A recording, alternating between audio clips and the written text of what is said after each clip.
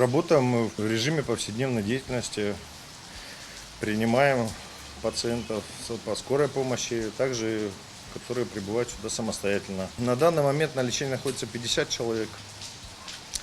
Тяжело больных из них, реанимация заполнена полностью, в ней находится там 5 человек, все койки.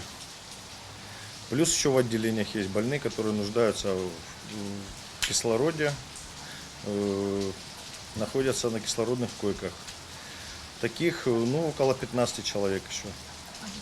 То есть тяжело больных около 20 человек из общего количества.